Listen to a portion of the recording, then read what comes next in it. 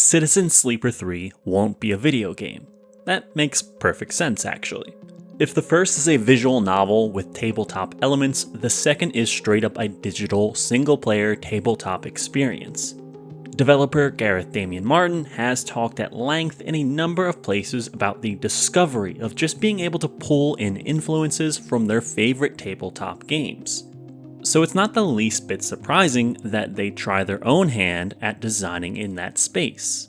It's also not surprising the degree of complexity Citizen Sleeper 2, Starward Vector, has taken on.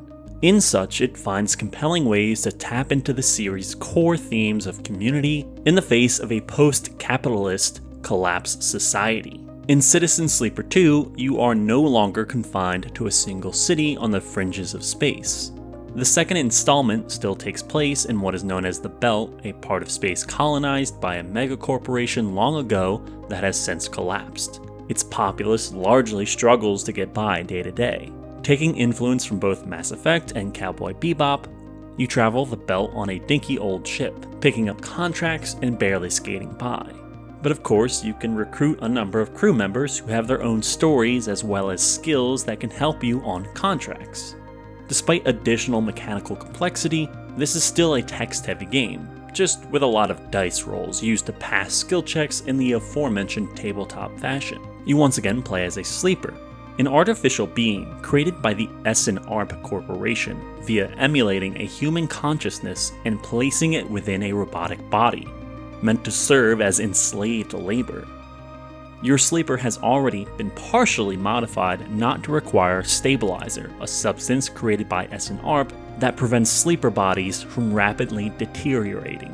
While you've escaped your corporate masters, the game kicks off with another desperate escape from Lane, the head of the Utsubo crime syndicate, which controls the city station of Darkside. Now on the run with the pilot Seraphin, you go from locale to locale attempting to stay ahead of your pursuers.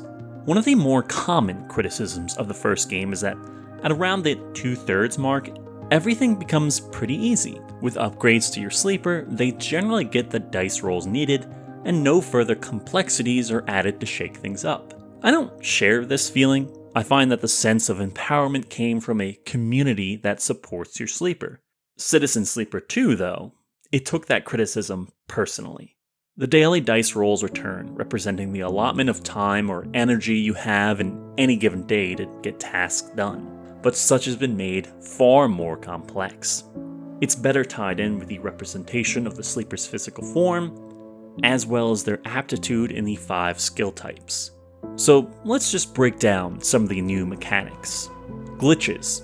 Dice can become glitched, which means no matter what, they have an 80% failure rate on any task you use them on.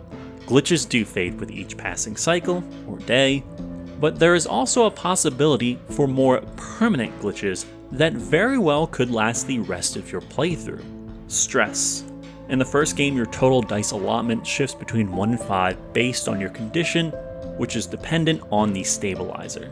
Here, dice take damage. 3 hits and they are broken until you fix them, which can only be done at certain points and with the required resources. They take damage each day based on your stress levels. If you have 2 ticks of stress, any die that rolls a 1 will take 1 damage. 4 stress ticks, and any dice that rolls a 2 and below takes damage, so on and so forth. Contract stress. One of the major additions to the formula are contracts, or missions that you go out on in the depths of space. Each cycle requires that you have supplies in your ship to feed you and your crew. If you're out of supplies, personal stress builds up. But there are also stress meters for each contract.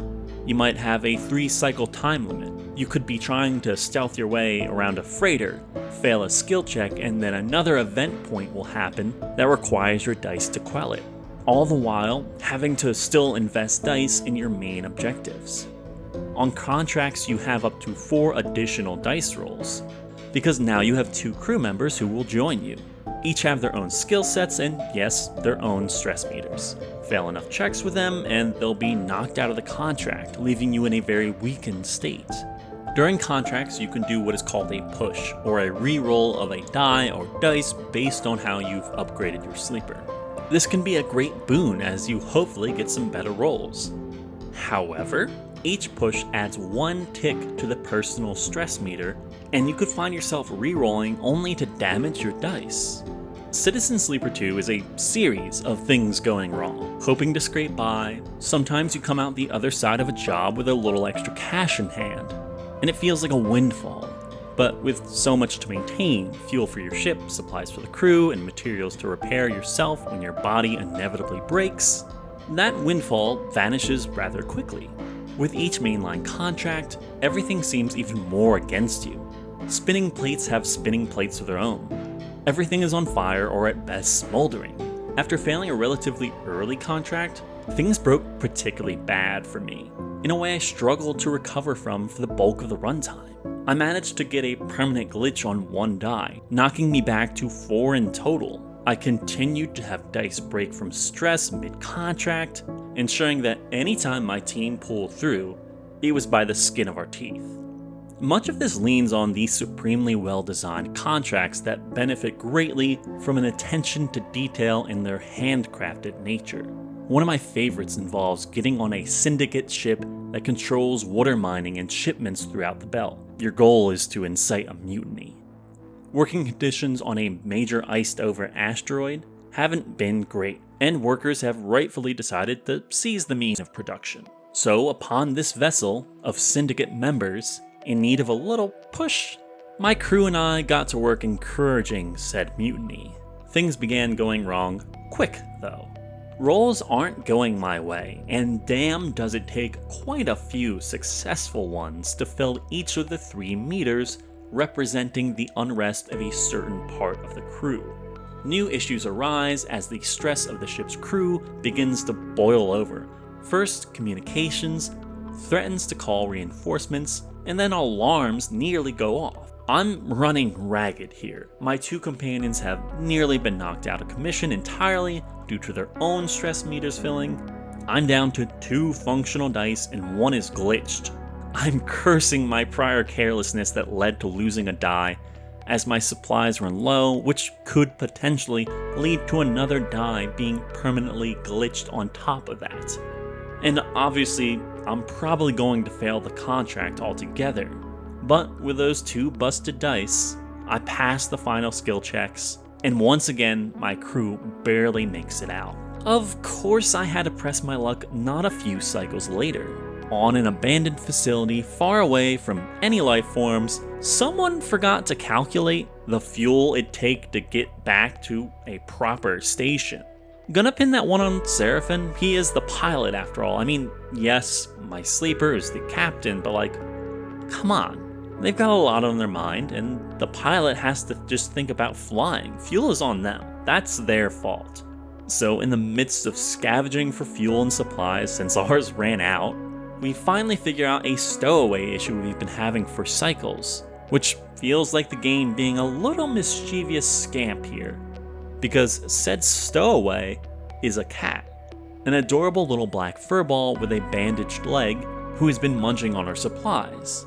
Naturally, despite Seraphin's grumpy protest, my sleeper and our engineer Bliss make the correct choice of keeping our new crew member, who requires a full supply ration every few days. Did I mention I'm broke in both body and wallet at this time? But the good news is we took on another crew member, Junie, a computer expert. We've run into her before, and now in this little abandoned station, there she was again. I was happy to see her. The thing is, she needs to run a contract farther out into uninhabited space, which means we need more fuel, more supplies, and a major turn in our dice rolls.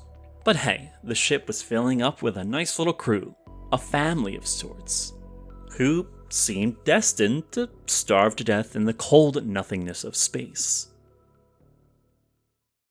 At its core, Citizen Sleeper 2, much like its predecessor, is a story about community. While you're on the run, the ship serves as an apartment, the place where your little found family shares not only a space and meals, but their lives and the struggles that come with them. Each companion's story extends past the borders of the main plot and then ties back in. That's what it means to have a community, to care about people and their well-being beyond how it serves you and your own safety.